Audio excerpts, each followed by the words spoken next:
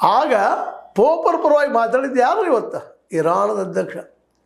ಒಬ್ಬ ಧರ್ಮ ಗುರುವಿಗೆ ಈ ರೀತಿ ಮಾತಾಡುವಂಥ ವ್ಯಕ್ತಿ ವಿರೋಧ ನಾವು ವ್ಯಕ್ತಪಡಿಸ್ತು ಅಂತ ಹೇಳಿದ್ರು. ಇದರಿಂದಾಗಿ ಇಡೀ ಕ್ರಿಶ್ಚಿಯನ್ ಕಮ್ಯುನಿಟಿ, ವಿಶ್ವದ ಕ್ರಿಶ್ಚಿಯನ್ ಕಮ್ಯುನಿಟಿ ಇರಾನ್ ಮೇಲೆ ವಿಶ್ವಾಸ ಇಡುವಂಥದ್ದು. ನೋಡ್ರಿ, ಇದು ಕಾಲಾಯ ತಸ್ಮೈ ನಮಃ ಅಂತಾರೆ. ಎಷ್ಟೋ ಇದ್ದರೂ ಸಹಿತ ಕಾಲು ಯಾರನ್ನೂ ತಡೆದಿಲ್ಲ.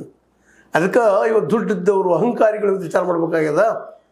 ಅಮೇರಿಕಾಗೆ ಬಂದ ಗತಿ ಇವ್ರಿಗೂ ಒಂದಿನ ಬರ್ತದೆ ವಾಸ್ತವ ಸತ್ಯ ಅಂತ ತಿಳ್ಕೊಂಡು ವ್ಯವಹಾರ ಮಾಡ್ಬೇಕಾಗ್ಯದ. ಎಂಥದ್ರಿ, ನಮ್ಮ ಭಾರತದ ಪ್ರಧಾನಿ ಅವರು ಪಾಪ ಬಾಯಿನೇ ತೆಗಿಲ್ಲ. ಸಭ್ಯ ವ್ಯಕ್ತಿ, ಇನ್ನೊಬ್ಬರಿಗೆ ಏನು ಅನ್ನೋಂಥ ವ್ಯಕ್ತಿ ಇರ್ಬೋದು, ಅವ್ರಿಗೆ ತಪ್ಪಾಗಿರ್ಬೋದು, ಇಲ್ಲ ಅಂತಲ್ಲ.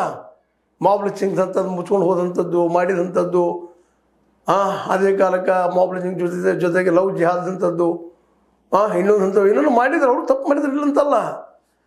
ಆದ್ರೆ ಅಂಥ ವ್ಯಕ್ತಿಗೆ ಈ ಒಂದು ಪಾಕ್ ಆಕ್ಯುಪೈಡ್ ಮಾಡ್ಕೋಬೇಕು ಅನ್ನೋದ್ರೊಳಗೆ ಅಲ್ಲಿ ಯುದ್ಧ ನಿಲ್ಲಿಸಿದ್ರಿ ಮಹಾತ್ಮರು. ಯಾರು? ಟ್ರಂಪ್ ಅವರು ಹೇಳಿದ ಕೇಳಿದ್ರೆ 50 ಟ್ಯಾರಿಫ್, 100 ಟ್ಯಾರಿಫ್ ಅಂದ ತಕ್ಷಣ ಪಾಪ ನಮ್ಮ ಮೋದಿಯವರು ಕುಗ್ಗಿ ಹೋಗ್ಬಿಟ್ರು. ವಿರೋಧ ಪಕ್ಷ ರಾಹುಲ್ ಗಾಂಧಿ ಅವರು ಟೀಕೆ ಮಾಡೇ ಮಾಡಿದರು. ಇವತ್ತು ಟ್ರಂಪ್ಗೆ ಯಾವ ಗತಿ ಬಂತು? ಇದ್ರಿ ವಿಶ್ವ ಟೀಕೆ ಮಾಡುವಂಥದ್ದು. ಇವರ ಜೊತೆಗೆ ಯುರೋಪಿಯನ್ ಯೂನಿಯನ್ ಬರ್ತಾ ಇಲ್ಲ, ನ್ಯಾಟೋ ಅಂತ ಮೊದಲು ದೂರ ಸರಿದು ಬಿಡ್ತದೆ. ನಾನು ನಿಮ್ಮ ಜೊತೆ ಬರೋದಿಲ್ಲಪ್ಪ ಅಂತ ಅವ್ರಿಗೆ ಅಪಮಾನ ಮಾಡಿದ್ದಾರೆ ಇವರು. ಟ್ರಂಪ್ ಅವರು ಸಣ್ಣ ಮಾತಲ್ಲ, ಕಾಗದದ ಹುಲಿ ಅದು ಅಂತೇಳಿ.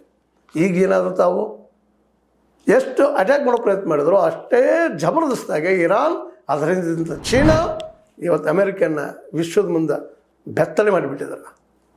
ಏನೂ ಇಲ್ಲಪ್ಪ ಶಕ್ತಿಯಲ್ಲಿ ಸುಳ್ಳ